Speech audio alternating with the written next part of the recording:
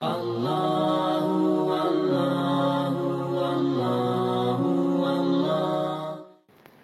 sendiri, apa kita boleh buat? Perkasakan. Bagi mak bapak yang selalu sibuk bekerja, dari analisis saya, majoriti remaja Melayu yang murtad, yang ada masalah akidah, ini trend yang saya nampak ialah, bila saya tanya, how was your relationship with your parents? Bila saya tanya kepada mak bapak mereka, how was your relationship with your children? Dia kata, brother, kami dua sibuk, brother. Suami kerja, saya pun kerja. Jadi kami balik pun malam. Bila malam pun, anak pun dah letih. Kami jarang. Mungkin kadang-kadang makan sekali dua, itu je. Nak cakap banyak memang tak ada. Bayangkan, kalau nak bercakap banyak pun tak ada. Bila masa nak bercakap pasal agama bersama. Bila masa kita nak meluahkan perasaan. Bila masa anak nak cerita dengan kita, Abah, tadi dekat sekolah kan, bah, ada seorang kawan tu, ada seorang uncle tu, dia pakai baju coat kan, handsome, bah, dia bagi satu buku. Kita pun tak tahu. Tuan-tuan dan puan, yes, dunia ni penting. Tetapi jangan lupa, akidah anak-anak kita pun penting. Suami dan isteri kena banyak berbincang. Salah seorang ataupun kedua-duanya kena cari solusi. Macam mana mereka boleh bersama-sama untuk membawa anak ke masjid, ke surau, memberikan pendidikan agama yang betul kepada mereka. Sebab kalau tak buat hari ini, tuan-tuan dan puan, kalau kita tak memberikan didikan agama kepada anak kita, orang lain akan ambil alih peranan itu dan mendidik mereka agama dan kepercayaan selain daripada Islam. Jangan salahkan orang lain. Saya nampak banyak trend. Pelajar UiTM dari sebuah negeri, saya tak mau sebut. Mak bapak datang. Bila saya tanya mereka, same problem. Parents busy. Busy. Tuan-tuan dan puan, Nabi SAW bersabda dalam riwayat Bukhari, setiap kalian ini adalah pengembala dan kalian ini akan ditanya tentang gembalaan kalian. Anak untuk suami, untuk bapa, suami ini, isteri, anak-anak adalah gembalaan dia. Untuk ibu-ibu, anak-anak dia adalah gembalaan dia. Di akhirat nanti ibu-ibu minta maaf. Ini saya cakap very blunt. Alang-alang dah datang kan, jauh juga. Ibu-ibu, perkara pertama yang akan ditanya oleh Allah Subhanahu Wa Taala menurut hadis Nabi SAW adalah tentang masa kita. Of course, sebagai ibu, sebagai seorang isteri, tanggungjawab isteri dah dilaksanakan belum? Kedua, sebagai ibu, tanggungjawab sebagai seorang ibu dah dilaksanakan belum? Kalau sebagai pekerja, barulah ditanya, kamu dah laksanakan amanah kamu sebagai pekerja ke tidak? Tetapi the first two kalau tak lepas, the three tu tak payah sebutlah. Sebab hari ini, tuan-tuan dan puan, ideologi feminisme yang sedang dibawa ini ialah lelaki dan perempuan ini kena bersaing. Betul ke tidak? Islam tak kata bersaing. Islam kata fastabiqu khairat. Hanya bersaing dalam kebaktian, kebajikan. Bukan bersaing siapa lebih banyak duit, siapa jawatan lebih tinggi. Hari ini, saya CEO, saya GM sebuah syarikat. No. Balik rumah tetap isteri. 4 wanita terbaik, wanita syurga yang Nabi SAW sebut. Tuan-tuan dan puan, siapa dia? Asia, isteri kepada Firaun. Khadijah binti Khuwailid, isteri Nabi SAW. Kemudian Maryam, ibu kepada Isa AS, dan juga Fatimah binti Muhammad, anak kepada Nabi SAW. Kesemua mereka, tuan-tuan dan puan, wanita syurga.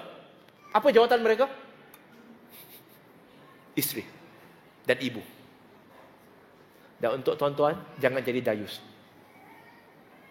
Hari ini, boleh cakap terus terang ke tak boleh ni? Semua serius lah. Saya takut tak boleh balik ni. Boleh Saya cakap ni, tuan-tuan dan puan, sebab saya sayang kepada tuan-tuan dan puan.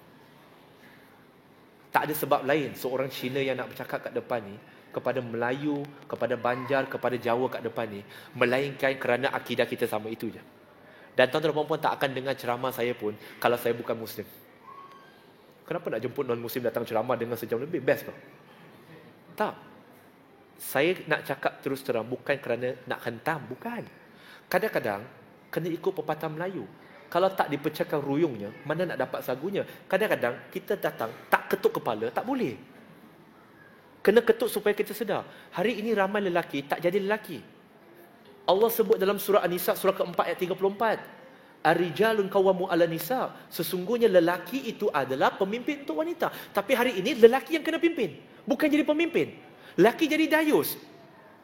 Kita ada amanah tuan-tuan dan puan-puan. Anak-anak kita. Tolong bagi pendidikan agama kepada mereka. Tolong. Hari ini tuan-tuan dan puan-puan, kita bagi pendidikan agama kepada anak-anak kita. Jangan lupa anak-anak jiran kita, anak-anak kawan-kawan kita. Hari ini kita tolong anak orang. Hari lain bila kita dah tak ada, Allah tolong anak-anak kita dengan asbab sekarang ini kita jadi orang yang soleh. Apa dalil saya? Surah Al-Kahfi, surah 18 ayat 82. Masih ingat kisah di mana Khidir dengan Musa membantu membina semula dinding anak yatim tu? Masih ingat kisah tu? Ke tak ingat? Ingat kan? Apa sebab Khidir membantu dia membina semula dinding anak yatim tu? Ayat 82 dalam surah Al-Kahfi, Khidir sebut, kerana dahulunya ibu bapa dia dah meninggal dan meninggalkan harta pusaka yang jikalau dibiarkan tanah itu dan dinding itu semakin terhakis, maka akan dinampakkan kepada masyarakat dan anak itu tidak akan mendapat apa sekalipun. Tetapi kerana ibu bapanya adalah orang yang soleh, maka Allah perintahkan dia untuk bina semula supaya anak itu dapat menikmati. Mak bapak dah tak ada, tapi Allah hantar siapa untuk menjaga anak yatim tu? Tuan-tuan dan puan, jangan ingat duit kita boleh menjaga anak kita. Pepatah Cina ada sebut, harta yang diwarisi tak akan bertahan 3 keturunan. Tetapi kalau iman dengan ilmu yang diwarisi, dia akan bertahan selama-lamanya. Hari ini kita tak ada, kita dah tak ada, tetapi Allah akan hantar orang lain untuk menjaga. Duit kita tak akan mampu menjaga iman orang. Jadi yang kedua, tuan-tuan dan puan-puan, keluarga. Ketiga, community kena rapatkan. Kena rapatkan community. Mulakan dengan jemaah surau ini sendiri. Berapa ramai kita yang dah datang surau ini, dah datang bertahun-tahun dah. Tengok dia macam kenal. Tengok dia macam kenal. Tahu tak nama? Tahu nama dia tak? Tahu tak rumah dia kat mana? Pernah tak bersalam? Pernah tak ziarah? Tuan-tuan dan puan-puan, datang ziarah. Kerana tuan-tuan dan puan-puan, kita tak tahu jiran-jiran kita, komuniti kita, karya kita ini ada problem ke tak. Dan bila ada problem, kita selalu salahkan, oh Kristian bagi duit. Kristian bagi duit sehingga orang murtad. Tuan-tuan dan puan-puan, jangan salahkan Kristian. Kita pun ada zakat yang sepatutnya digunakan untuk membantu orang miskin. Kalau zakat tak bagi, tak apa. Kalau kat sini, sekarang kalau saya tanya, ada tak RM10 setiap seorang? Tak ada. Tak apalah, yang budak-budak tak apalah. Semua ada kan RM10 kan? Yes, kalau ada satu anak karya sini ada problem, oh, innalillahi wa inna raji'un, dia accident, maka dia tak boleh kerja sebulan, tapi rumah dia perlu makan, isteri tak kerja, macam mana? Seorang kutip RM10, nah, sini berapa ribu dah dapat? Tak cukup makan? Boleh tak Kristian masuk? Boleh tak agama lain masuk? Tak boleh. Masalahnya tuan-tuan dan puan, orang hidup mati kita pun tak tahu. Sebab itu tuan-tuan dan puan, saya bagi solusi yang praktikal. Saya tak mau cakap solusi yang tak praktikal. 3 solusi saya tadi apa? Lupa dah, ya Allah. Penat aku ceramah. Penat saya ceramah. Pertama ialah apa? Serang. Dakwah. Serang dengan hikmah. Udu'u ila sabili rabbika bil hikmah. Penat tu penat tuan-tuan dan puan-puan. Siang malam berdakwah tuan-tuan dan puan-puan. Tetapi dunia ini tempat kita berusaha. Akhirat tempat kita tuai hasil kita. Jangan jadikan dunia ini sebagai destinasi berehat kita. Akhirnya di akhirat kita merana. Usaha. Dakwah. Sebarkan. Kedua, ya ayyuhallazina amanu qu anfusakum wa ahlikum nara. Ahli keluarga. Balik ni ibu bapa, suami isteri tolong bincang. Siapa nak tolong jaga anak? Siapa nak didik anak? Jangan subkontraktor. Jangan mengalibabakan anak kita. Bab agama alibabakan kepada orang. Bab agama alibaba kepada orang. Bila hidup tak nak baca Quran. Bila mati suruh orang bacakan Quran hadiah. Jangan macam tu tuan-tuan dan puan-puan. Jangan macam tu. Yang ketiga, rapatkan soft. Kenali. Mungkin saya cadangkan kepada pihak surau dan masjid, boleh diadakan sesi kita melawat. Kalau agama saya dulu, agama selama saya, Soka Kakan Malaysia, kami kenal semua. Kenal semua yang berada di kawasan tu. Tahu kenapa tak? Sebab kami ada perjumpaan mingguan.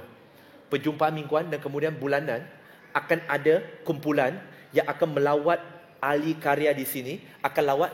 Dia duduk tak lama. Dia cuma duduk, halo, apa khabar? Macam mana? Ada apa-apa soalan nak tanya ke? Semua okey? Sihat? Makan cukup? Tanya itu je. Allah